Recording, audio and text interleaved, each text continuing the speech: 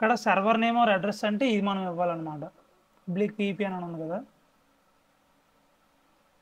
ఇది మనం అక్కడ ఇవ్వాలి.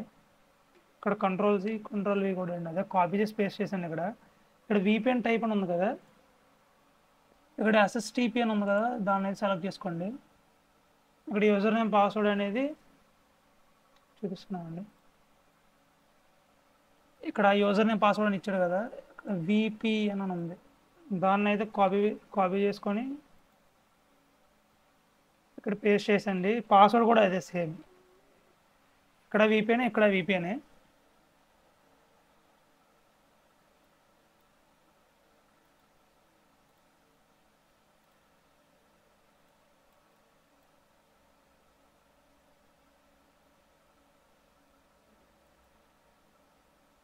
ఇక్కడ సేవ్ అయితే చేసుకోండి. సేవ్ చేసుకుంటే మీకు ఇక్కడ VPN 3 అనేది కనెక్ట్ అయిపోయింది, అదే యాడ్ అయిపోయింది. మీరు ఇప్పుడు దీన్ని కనెక్ట్ చేసుకుని ఎలా వాడాలో మీకు చూపిస్తాను అనమాట.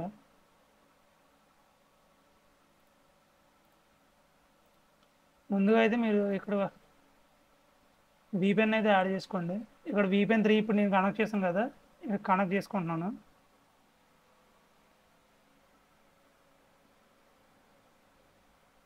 ఇప్పుడు VPN 3 అనేది కనెక్ట్ అయిపోయింది. ఇక్కడ CapCut ఓపెన్ చేయండి.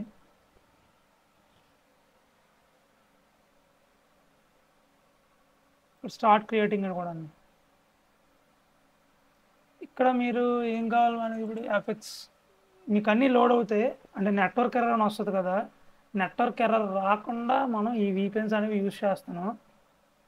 నా నెట్ స్లోగా ఉంది, అందుకనే ఇక్కడ లోడింగ్ రిసోర్స్ అని వస్తుంది. మీ నెట్ ఫాస్ట్ అయితే మీకు వచ్చేస్తుంది. ఇదిగోండి వచ్చింది. ఇక్కడ మీకు కావాల్సిన డౌన్లోడ్ చేసుకోవడమే. నా నెట్ చాలా స్లోగా ఉంది కానీ చేస్తున్నాను దీని మీద.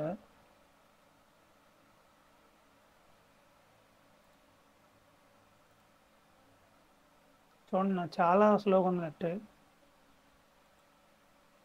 ఇక్కడ మనం ఇంపోర్ట్ చేసుకోవడమే. ఇప్పుడు ఇంపోర్ట్ చేయను, అది మెయిన్ ఫైల్ అనమాట మనకి. సో చూసారు కదా ఫ్రెండ్స్, ఇదే లైక్ చేయండి.